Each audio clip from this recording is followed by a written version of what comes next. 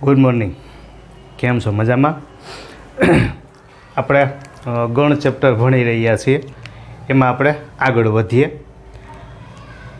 તો એમાં આપણે છેલ્લે સાર્વત્રિક ગણ અને એની આગળ આપણે તફાવત ગણની વાત કરી, બરાબર? હવે તફાવત ગણની અંદર આપણે એવું શીખ્યા કે a માઇનસ બી એટલે કે ગણ એમાં હોય, ગણ એમાં હોય પણ ગણ બીમાં ન હોય, બરાબર? આવું આપણે શીખ્યા. એટલે આપણે ધારો કે એ બરાબર 1 2 3 4 5 હોય અને બી બરાબર ધારો કે આપણે 3 4 5 અને 6 લઈએ. હવે હું એમ કહું કે આપણે એ માઇનસ બી મેળવવું છે, એ માઇનસ બી આપણે મેળવીએ. તો એમાં હોય અને બીમાં ના હોય. એટલે મેં તમને છેલ્લે એવો રસ્તો કીધો હતો કે બેયમાં સરખા હોય ને એવા સભ્યને પહેલાં આપણે નીચે લીટી કરી લેવાય, મતલબ એને ટીક કરી લેવાય. હવે તો કે 3 4 5 એ બીમાંય છે, પણ આપણે એવા સભ્યો લેવા છે કે એમાં હોય પણ એ બીમાં હોય નહીં. તો આપણને ખબર પડી ગઈ કે એવા સભ્ય ક્યાં મળશે, તો કે 1 2. ઓકે. હવે જો આપણે બી માઇનસ એ મેળવીએ, બી માઇનસ એ એટલે વ્યાખ્યા પ્રમાણે એમ થાય ને કે બીમાં હોય પણ એમાં ન હોય, બીમાં છે એમાં ના હોય, એવું કોણ? તો કે 6 મળી ગયું. તો આપણે એ માઇનસ બી મળી ગયું, બી માઇનસ એ મળી ગયું. તો આને આપણે કયો ગણ કહેતા હતા? તો કે તફાવત ગણ, બરાબર? તો આ પહેલી વ્યાખ્યા આપણે શીખ્યા તફાવત ગણની.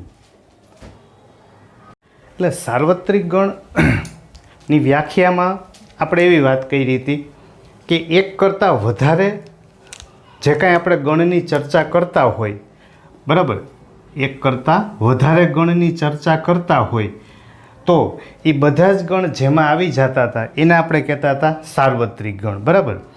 દાખલા તરીકે 1 2 3 4 5 6 આ માનો કે આપણે સાર્વત્રિક ગણ યુ લીધો હોય. એ બરાબર ધારી લો કે આપણે 1 2 અને 3 લીધું હોય, બરાબર? અને બી છે બી બરાબર ધારો કે આપણે 3 4 5 અને 6 લીધું હોય. તો આપણે આમાંથી પાછું એક વખત પુનરાવર્તન કરી લઈએ પૂરક ગણ. જો હું એ ડેશ લખું, એ ડેશ, તો એ ડેશ એટલે તો કે આપણે પૂરક ગણમાં શીખાતા કે યુમાં હોય અને એમાં ના હોય. તો 1 2 3 એને આપણે વ્યાખ્યા પ્રમાણે થાય ને કે યુમાં હોય એમાં ન હોય. તો યુમાંથી એને આપણે બાદ કરીએ, 1 2 3 બાદ કરશો તો અહીંયા આપણને મળશે 4 5 અને 6 એટલે એ ડેશ મળ્યું. પછી જો મારે બી ડેશ જોતું હોય તો યુ માઇનસ બી થાય. તો 3 4 5 6 એને હું બાદ કરી દઉં તો આપણને મળશે 1 અને 2, બરાબર? તો આ એ ડેશ, આ બી ડેશ, મતલબ આ પૂરક ગણ થયું. એવી રીતે આમાં એમાં હોય બીમાં ન હોય એટલે આ તફાવત થયું, બરાબર? હવે આપણે આને આગળ લઈ જઈએ. મેં પહેલાં એ માઇનસ બી ને બી માઇનસ એ મેળવી લીધું છે, બરાબર? હવે હું એવું લઉં છું, જોજો બરાબર ધ્યાનથી. એ માઇનસ બી અને બી માઇનસ એ, આ બે છે ને એને હું ભેગા કરું છું. ભેગું કરવું એટલે કે યોગ. તો આપણે યોગ ગણની આગળ વ્યાખ્યા શીખી ગયા. હવે એ માઇનસ બી આપણી પાસે છે 1 ને 2, યોગ બી માઇનસ એ આપણી પાસે છે 6. તો આ બેનો યોગ લઈએ, યોગ એટલે બેને ભેગા કરીએ તો આનો જવાબ આપણને શું મળશે? 1 2 અને 6. એવું મળ્યું. તો એ માઇનસ બી અને બી માઇનસ એ બેનો યોગ લઈએ અને જે ગણ બને આ ગણને કહેવાય સંમિત તફાવત ગણ. સંમિત તફાવત ગણ, બરાબર? જેને આપણે સંકેતમાં એ ડેલ્ટા બી વડે લખશું.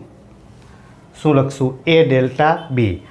આ જે સમિત તફાવત ગણ છે, આ જે ટોપિક, એ માત્ર ને માત્ર JEE માટે છે. બરાબર? એ આપણે ગુજરાત બોર્ડની ટેક્સ્ટ બુક માટે નથી. તો એ ડેલ્ટા બી એટલે કે એ માઇનસ બી યોગ બી માઇનસ એ, જેને શું કહેવાય? સમિત તફાવત ગણ. બરાબર? હવે એને હું બીજી રીતે લખું છું. જોજો, આપણી પાસે એ અને બી તો છે જ ઓલરેડી. હું બીજું સૂત્ર મેળવું છું. પહેલાં હું એ યોગ બી મેળવું. એ યોગ બી, એ અને બી હું બેને ભેગા કરું છું. તો એ અને બીને આપણે ભેગા કરશું તો 1 2 3 4 5 and 6. તો એ યોગ બી, એ બીને ભેગા કરશો તો કેટલા મળશે? 1 થી 6. પછી આપણે એ છેદ બી લઈએ. છેદ એટલે બેયમાં હોય એવું. બેયમાં હોય એવું કોણ? તો કે 3 4 5. બરાબર? 3 4 અને 5 આવું મળ્યું. હવે આપણે જોજો, એ યોગ બી માઇનસ એ છેદ બી. એ યોગ બી આપણી પાસે છે 1 થી 6, માઇનસ એ છેદ બી છે આપણી પાસે 3 4 5. બરાબર? તો 3 4 5 ને આમાંથી આપણે માઇનસ કરશું, એટલે કે એમાંથી એને દૂર કરીએ. તો 3 4 ને 5 દૂર કરશો તો આપણને શું મળશે? 1 2 and 6. આવું મળ્યું. તો જો બેયના જવાબ સરખા જ છે, 1 2 6. આનો જવાબ એ છે 1 2 6. એટલે કે આપણી પાસે સમિત તફાવત ગણ એ ડેલ્ટા બી એના આપણી પાસે બે સૂત્ર મળ્યા. પહેલું, એ માઇનસ બી યોગ થશે બી માઇનસ એ. એ માઇનસ બી યોગ બી માઇનસ એ. અને બીજું સૂત્ર મળ્યું એ યોગ બી માઇનસ એ છેદ બી. બરાબર? તો ફરીથી એકવાર રિપીટ કરી લઈએ. એ ડેલ્ટા બી એટલે એ માઇનસ બી યોગ બી માઇનસ એ. એમાંથી બી બાદ કરો, બીમાંથી એ બાદ કરો, એનો યોગ. ઓકે? એ યોગ બી માઇનસ એ છેદ બી. તો વ્યાખ્યા પ્રમાણે એમ બોલાય, એ યોગ બીમાં હોય અને એ છેદ બીમાં ન હોય એવા સભ્યોથી બનતો ગણ એને કહેવાય સમિત તફાવત ગણ. બરાબર? તો આ વાત થઈ સમિત તફાવત ગણની. તો અહીંયા બધી વ્યાખ્યાના ક્રમ પ્રમાણે આપણે બધી પૂરી કરી.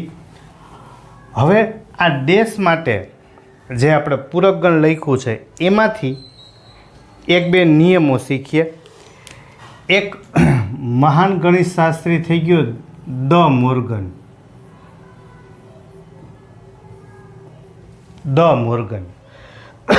મોર્ગને પૂરક ગણ માટે બે નિયમ આપ્યા. એને પૂરક ગણ, યોગ ગણ ને છેદ ગણ ત્રણેને ભેગા કર્યા. એને એવો નિયમ આપ્યો કે જ્યારે એ યોગ બી આખાનો ડેશ હોય, જોજો બરાબર, એ યોગ બી આખાનો ડેશ, તો આને આપણે એ ડેશ છેદ બી ડેશ લખી શકાય. મતલબ આ બે આખા કાઉન્સનો ડેશ હોય તો બેને અલગ અલગ ડેશ કરી શકાય, પણ એ યોગનું થઈ જશે છેદ. એવી રીતે જો આપણે છેદમાં હોય એટલે કે એ છેદ બી એનો ડેશ હોય તો બેને અલગ અલગ ડેશ કરી શકાય, પણ છેદ હોય ને છેદ, તો છેદનું થઈ જશે યોગ. બરાબર? તો આપણને દ મોર્ગનના બે નિયમ આ દાખલા માટે ધ્યાન રાખશું. હવે દાખલામાં કેવી રીતે જરૂરિયાત થાય? તો કે જો હાવ ડાયો ડમરો દાખલો પૂછવો હોય હાવ સીધો, તો તમને એ અને બી આપી દે અને યુ આપી દે. તમને એમ કહે કે દ મોર્ગનના નિયમ સાબિત કરો, તો આ નિયમ આપણે ડાબી બાજુ જમણી બાજુ સાબિત કરવાની. બરાબર? પછી બીજી રીતે એવું હોય કે એ ડેશ છેદ બી ડેશ છે ને એને હંમેશા આપણે સિંગલ ડેશમાં ફેરવવું પડે. એટલે આપણે એમ થાય કે એ કેવી રીતે? તો કે જ્યારે જોજો એ યોગ બીનો ડેશ જોતો હોય, એ યોગ બીનો ડેશ આ તમારે જોતું હોય અને તમારી પાસે હોય આ, તો એ ડેશ છેદ બી ડેશ હોય એને આપણે દ મોર્ગનના નિયમ પ્રમાણે તમે એને એ યોગ બી આખાનો ડેશ લખી શકો? તો કે હા, લખાય. હમણાં જ આપણે પૂરક ગણમાં શીખ્યા કે કોઈ પણનો ડેશ જોતો હોય તો એને યુમાંથી બાદ કરીએ. તો આનો આપણે ડેશ જોઈએ છે, બરાબર? તો એને આપણે યુમાંથી બાદ કરીએ તો યુ માઇનસ એ યોગ બી થઈ ગયું. ए योग बी नो डैश जोतो होय तो जेनो डैश जोए छे इसका हमें डैश चाहिए, तो इसको क्या करेंगे तो कि यू माथी एने बात करी दियो, बराबर? आ मोज थी बावा हिंदी आखो. पछी तो कि जो आपणे ए डैश योग बी डैश होय, बराबर? तो आने આપણે કેમ લખશું તો કે a છેદ b એનો ડેશ, આનો ડેશ જોઈએ છે તો એને u માંથી બાદ કરો.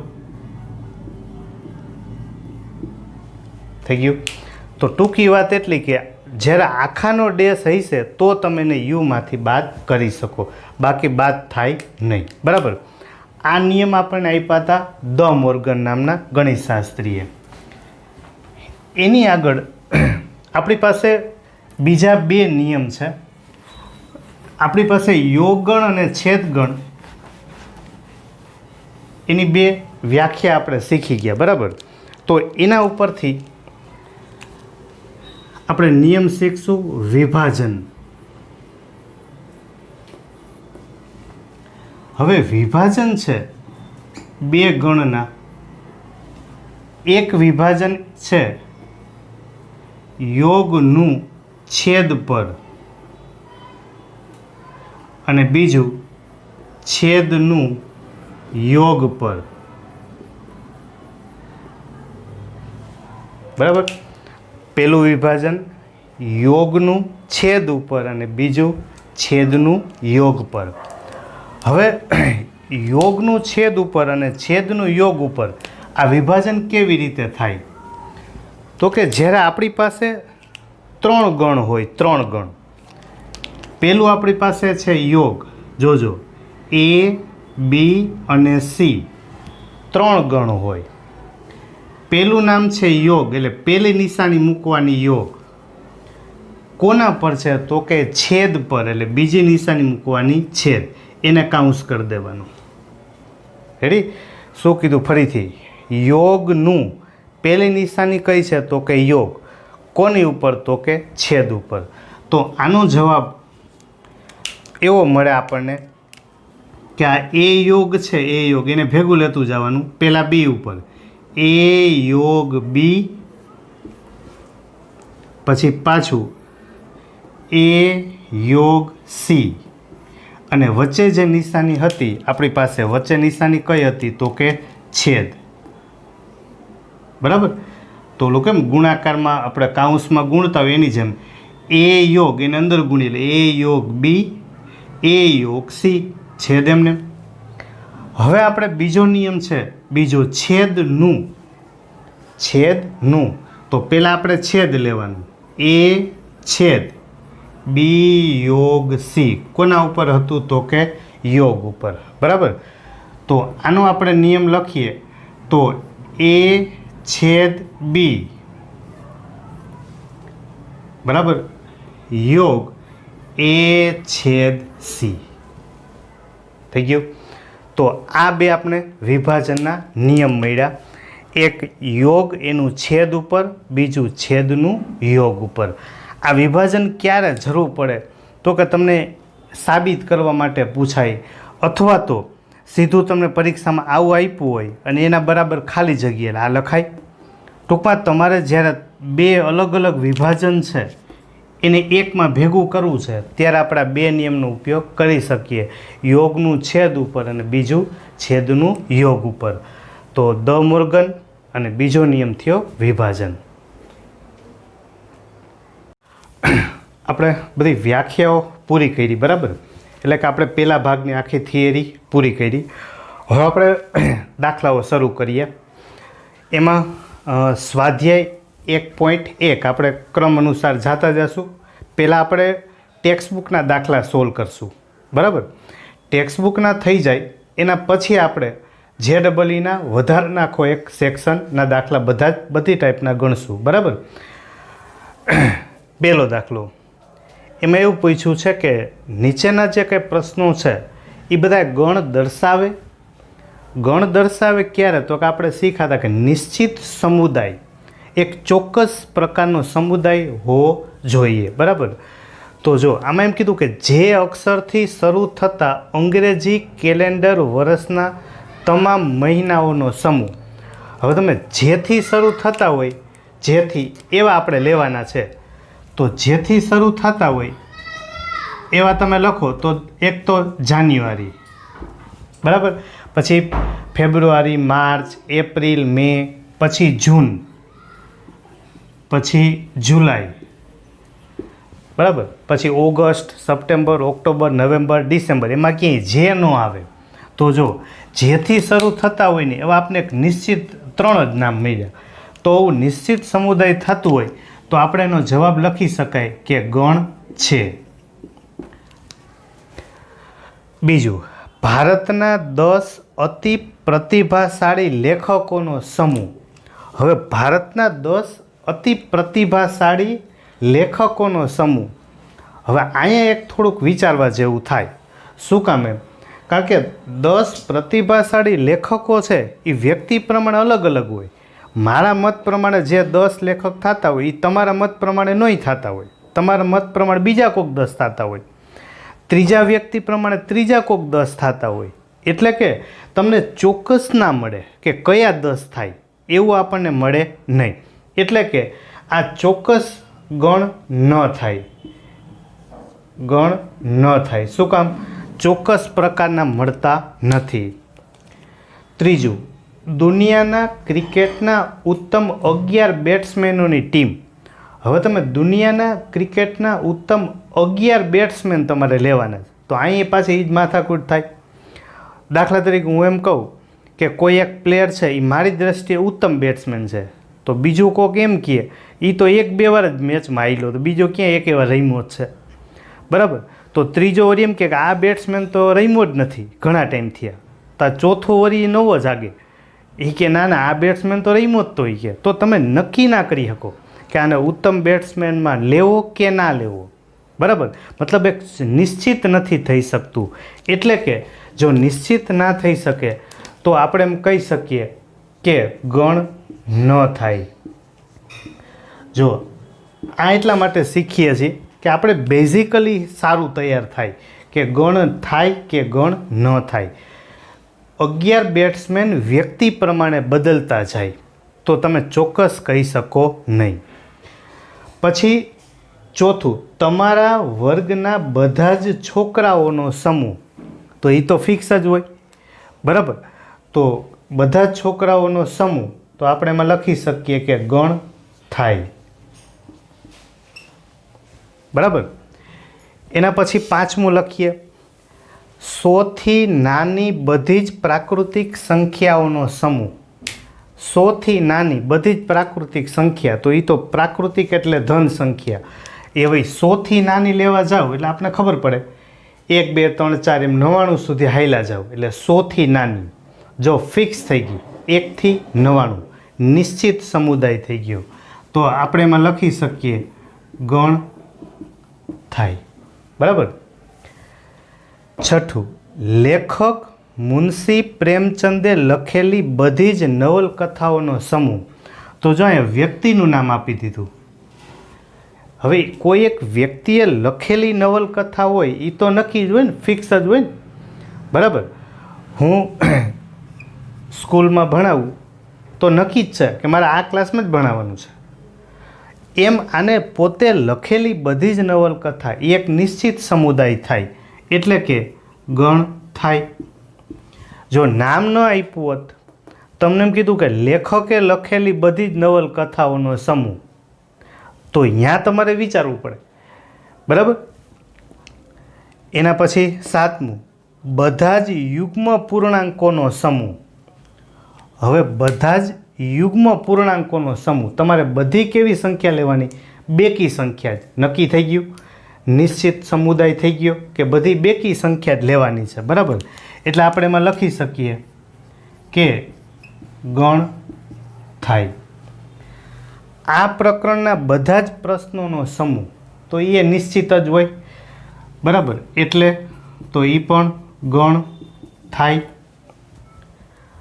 9મું, દુનિયાના ખૂબ જ ભયાનક પ્રાણીઓનો સમૂહ. તો અહીંયા વ્યક્તિએ દૃષ્ટિકોણ બદલી જાય, બરાબર. આપણા ઇન્ડિયનમાં ધારો કે આ તો દુનિયા લખ્યું છે, ધારો કે ઇન્ડિયામાં કોઈક એક ભયાનક પ્રાણી હોય, બીજા દેશમાં તો કે એનાથી ભયાનક પ્રાણી હોય, તો એ લોકો એમ કે આ તમારું પ્રાણી ભયાનક નથી, ખરેખર હોય, પણ એ લોકોના મત પ્રમાણે નહીં થતું હોય. એમ આપણે બીજા દેશ પ્રમાણે વિચારી શકીએ. તો કોને ભયાનક ગણવા એની કોઈ સ્પષ્ટ વ્યાખ્યા તો નથી. તો દુનિયાના ભયાનક પ્રાણીઓનો સમૂહ, તો એ ગણ ન થાય. શું કામ? તો કે વ્યક્તિએ અભિપ્રાય બદલી જાય છે. તો આમાં આપણે ખાલી એટલી જ વાત કરી કે નિશ્ચિત સમુદાય, નિશ્ચિત પ્રકાર થશે તો ગણ થાય, બાકી ના થાય. પ્રકાર બદલવો જોઈએ નહીં. એના પછી બીજો દાખલો. તો બીજા દાખલામાં આપણે એમ કીધું છે સૂચનામાં કે બિલોંગ્સ ટુ કે નોટ બિલોંગ્સ ટુ, આ બેમાંથી એક સંજ્ઞા આપણે મૂકવાની છે. એ બરાબર 1 થી 6 આપેલા છે, આપણે જોવાનું કે આપેલો સભ્ય એમાં છે કે નહીં. તો 5 છે, 5 એ એમાં છે, તો આપણે લખશું બિલોંગ્સ ટુ, બરાબર. 8 છે એમાં નથી તો નોટ બિલોંગ્સ ટુ. 0 એ નથી, નોટ બિલોંગ્સ ટુ. 4 તો 4 એમાં છે તો બિલોંગ્સ ટુ. 2 એમાં છે એટલે બિલોંગ્સ ટુ. અને 10 તો કે એમાં નથી એટલે નોટ બિલોંગ્સ ટુ. એટલે આપણે ખાલી એટલું જ, એમાં હોય તો બિલોંગ્સ ટુ, ના હોય તો નોટ બિલોંગ્સ ટુ, બરાબર. એટલે આપણે એકાદ બે દાખલાના સ્વાધ્યાયના સોલ્વ કર્યા, બરાબર. હવે આપણે પાછા એક થિયરીના ભાગમાં જઈએ, પછી આગળના દાખલામાં જઈશું. એના પછી આપણે એક ટોપિક ભણીએ, અંતરાલ, જેને ઇંગ્લિશમાં કહેવાય ઇન્ટરવલ, બરાબર. એટલે ઇન્ટરવલ નામ આવે એટલે તરત ખબર પડી જાય. ટોકીઝમાં પિક્ચર જોવા ગયા હોય એટલે અમુક ટાઈમ પછી વચ્ચે 2, 4, 5 મિનિટનો એક બ્રેક પડે, બરાબર, જેને આપણે ઇન્ટરમિશન કહેતા હોય. તો ઇન્ટરવલ એટલે તો કે ગુજરાતીમાં કહેવાય એને અંતરાલ. અંતરાલ એટલે શું? તો કે આમ કેમ વચ્ચેથી એક બ્રેક પડ્યો હોય, પણ ગણિતમાં એવું ના કહેવાય. ગણિતમાં અંતરાલ એટલે તો કે ગણિતમાં ખૂબ જ મોટી સંખ્યાઓને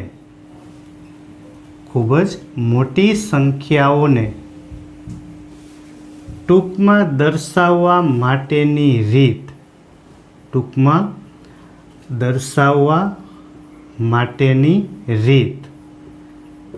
બરાબર, એને કહેવાય અંતરાલ. મોટી સંખ્યા હોય, તમને કોઈક એમ કે 1 થી 50,000 લખો, તો હવે 1 થી 50,000 આપણે ક્યારે લખી રહીએ, બરાબર.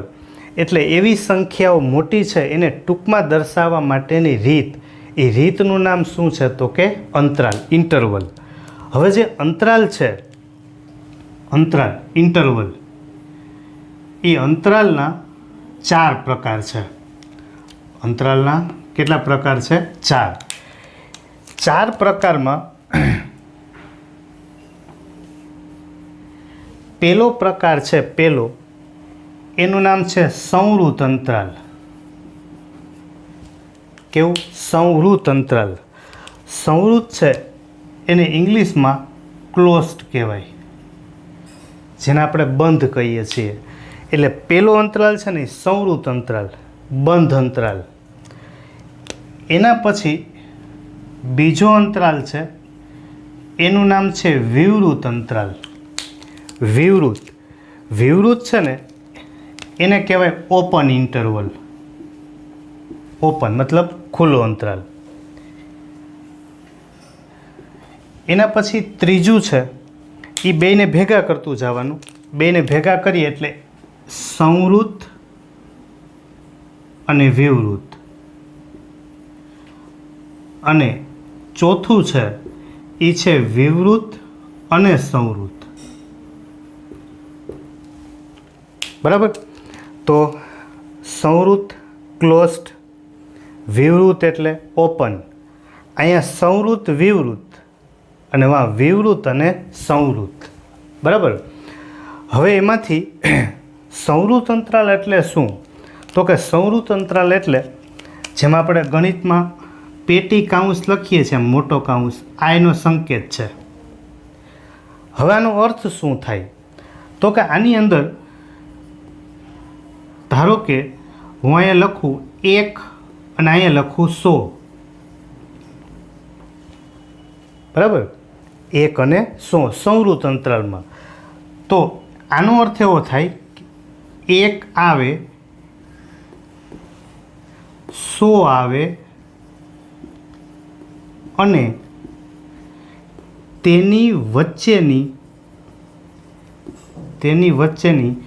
તમામ સંખ્યા આવે.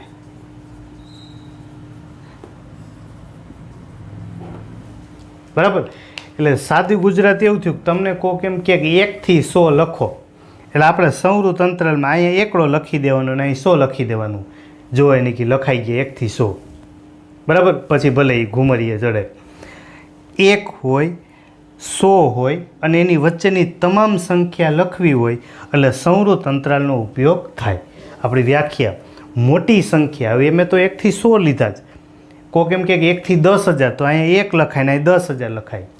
1 આવે, 100 આવે અને એની વચ્ચેની તમામ સંખ્યા આવે.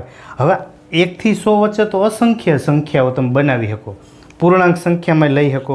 બરાબર. તો એને આપણે જોજો, 1 એની વચ્ચે ઘણી બધી સંખ્યાઓ છે. એ બધી સંખ્યાઓને ધારો કે હું x કહી દઉં અને અહીંયા છે 100, તો આનો અર્થ એવો થાય કે 1 લેસ ધેન ઓર ઇક્વલ, જો નીચે લીટી કરી છે equal, 1 less than or equal x less than or equal 100. એટલે એવું બતાવે કે એક્સની કિંમત 1 થાય ઇક્વલ છે, 1 થાય 1 થી મોટી થાય, 100 થાય અને 100થી નાની થાય. એટલે 1 થી 100, 1 આવે, 100 આવે, એની વચ્ચેની તમામ સંખ્યા આવે. બરાબર. આને આપણે સંખ્યા રેખા ઉપર દર્શાવવામાં આવે. તો સંખ્યા રેખા ઉપર છે ને આવી રીતે લખવાનું. અહીંયા 1 લીધું છે, અહીંયા 100 લીધું છે. બરાબર. 1 લેવાના છે, ઇક્વલ છે. 1 લેવાના હોય ને તો અહીંયા આવું બંધ ચકેડું કરવાનું, ગોળ બંધ. આમાંય 100માંય બંધ કરવાનું, ઘાટું ઘાટું ટપકું કરી દેવાનું. એટલે એવું બતાવે કે 1 લેવાના અને એની વચ્ચેનો ભાગ, એટલે આને આપણે ઘાટું કરી દઈશું. થઈ ગયું. એટલે 1 આવે, 100 આવે, એની વચ્ચેની તમામ સંખ્યા આવે. બરાબર. હવે અહીંયા આપણે એ અને બી લખ્યા હોય તો આનો અર્થ તમને ખબર પડી ગયો કે a less than or equal x less than or equal b. બરાબર. તો આ પેલો અંતરાલ આપણે મળ્યો સંવૃત અંતરાલ. બીજો અંતરાલ છે વિવૃત. તો વિવૃત અંતરાલ છે એને નાના કાઉન્સમાં લખાય. બરાબર. ધારો કે અહીંયા આપણે લખ્યા હોય એ અને બી, તો ઉદાહરણ તરીકે આપણે વિવૃત અંતરાલ લીધું છે. બરાબર. તો નાના કાઉન્સમાં હું લખું 1 અને 100. તો આનો અર્થ થાય 1 અને 100 એ બે સંખ્યા ન આવે, એની વચ્ચેની તમામ સંખ્યા આવે. આમાં તો 1 ને 100 બે આવે, વચ્ચેની બધી આવે. આમાં 1 અને 100 ન આવે. આનો અર્થ શું થાય? 1 અને 100 સિવાયની સિવાયની બધી જ સંખ્યા આવે. 1 અને 100 સિવાયની, એટલે એને તમારે જ્યારે લખવું હોય, બરાબર, તો 1 x <100. એક્સની કિંમત 1થી મોટી લેવાની અને 100થી નાની. 1 ન આવે, 100 ન આવે, એની વચ્ચેની બધી સંખ્યા આવે. બરાબર. એને જ્યારે તમે સંખ્યા રેખા ઉપર દોરો, બરાબર, ત્યારે આપણે આ લખ્યા હોય આ 1 અને અહીંયા 100, પણ આપણે ખબર છે 1 અને 100 નથી લેવાના, એટલે 1 છે ને અહીંયા ગોળ મીંડું કરવાનું, પણ એ ખાલી રાખવાનું. આમાં 100 લેવાના, પણ એ ખાલી રાખવાના છે. બરાબર. એની વચ્ચેની બધી સંખ્યા આવે, એટલે વચ્ચેનો ભાગ છે એને ઘાટો કરી દેવાનો, પણ આ બે ખાલી રાખવાના. એટલે 1 આવે નહીં, 100 આવે નહીં, માત્ર કઈ સંખ્યા આવે? એની વચ્ચેની. રેડી? તમને એમ થાય કે મારે 1 થી 50,000 લખવા છે, પણ 1 અને 50,000 નથી લેવા, તો આ લખાય. 1 ને 50,000 લેવા છે તો સંવૃત અંતરાલ લખાય. હવે આપણે એક એક છેડા માટે લેતા જઈએ, સંવૃત અને વિવૃત. બરાબર. તો પેલું સંવૃત છે, પેલું સંવૃત હોય એટલે પહેલાં આપણે મોટો કાઉન્સ કરશું, બીજું વિવૃત એટલે કેવો કાઉન્સ થશે? નાનો કાઉન્સ. બરાબર. તો આને આપણે લખીએ તો 1 અને 100, 1 અને 100. તો આનો અર્થ શું થાય? તો હવે તમને આવડી જ ગયું હોય, હવે તમારે ખાલી બોલવા પણ જ છે. 1 આવે, 100 ન આવે, અને તેમની વચ્ચેની બધી સંખ્યા આવે. બરાબર.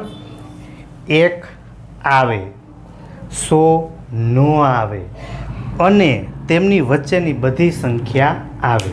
બરાબર. હવે તમને સાંકેતિક ભાષામાં લેસ ધેનમાં લખવું હોય, બરાબર, તો આપણે હવે તમને આવડી ગયું હોય 1 less than or equal x less than 100. તો આપને ખબર પડે કે જ્યારે ઇક્વલ છે તો એનો મતલબ 1 લેવાના છે. અહીંયા નીચે ઇક્વલ નથી તો 100 લેવાના નથી. હવે આપણે એને સંખ્યા રેખા ઉપર દોરશું. બરાબર. તો આ 1 અને આ 100, બરાબર, તો 1 લેવાના છે, આ 100 લેવાના નથી, તો એને આપણે ખાલી રાખશું, અને એનો વચ્ચેનો જે ભાગ છે એને આપણે ઘાટો ભાગ દોરી નાખવાનો. થઈ ગયું. એના પછી ચોથો અંતરાલ છે, એ છે આપણી પાસે વિવૃત અને સંવૃત. તો પેલું વિવૃત છે. વિવૃત એટલે પેલો કાઉન્સ નાનો લેવાનો, સંવૃત છે એટલે એ કાઉન્સ મોટો. તો આને આપણે આમ લખવું હોય 1 100. બરાબર. આ ઉદાહરણ લીધું આપણે, તો હવે તમને ખબર પડી ગઈ આનો અર્થ. વિવૃત અંતરાલ છે એટલે 1 ન આવે, 100 આવે, અને તેમની વચ્ચેની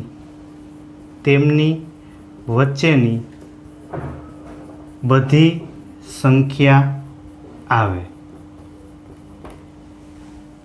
બરાબર. 1 ન આવે, 100 આવે, અને એની વચ્ચેની બધી સંખ્યા લેવાની. બરાબર. સંવૃત એટલે પેટી. જ્યાં પેટીઓ આવતી હોય એ આપણે એમ સમજવાની બંધ છે, એટલે એ લેવાનું. વિવૃત હોય નાનો કાઉન્સ તો એ લેવાનું નહીં. હવે એને આપણે અસમતામાં લખીએ, લેસ ધેનને, જેને આપણે અસમતા કહીએ જ, તો 1 less than x less than or equal 100. બરાબર. 1 થી મોટા, જે બાજુ મોટું ખુલ્લું હોય, મોટું ખુલ્લું એ મોટું હોય, એટલે x મોટો છે, જોઈએ મોટું ખુલ્લું, તો xની કિંમત 1 કરતાં મોટી 100 થાય અથવા 100થી નાની, બરાબર. અને જો આપણે એને સંખ્યા રેખા ઉપર દર્શાવીએ, સંખ્યા રેખા ઉપર, તો 1 100, બરાબર. એમાં આપણે 1 છે એ નથી લેવાના, એટલે 1ને આપણે ખાલી રાખશું, 1 ખાલી રાખશું. 100 લેવાના છે અને એની વચ્ચેનો ભાગ છે એને આપણે ઘાટો કરી દઈશું. થઈ ગયું. તો આ અંતરાલ, બરાબર. વચ્ચે તમને એટલે આ ટોપિક લઈ લીધો છે કે કોઈ પણ જગ્યાએ જ્યારે અસમતા લખેલી હોય તો ખાલી અસમતા આવડે એવું જરૂરી નથી, પણ એ ટોપિક શેનો છે, એ શેના માટે છે, એ આપણે વિગતવાર આવડતું હોવું જોઈએ, બરાબર.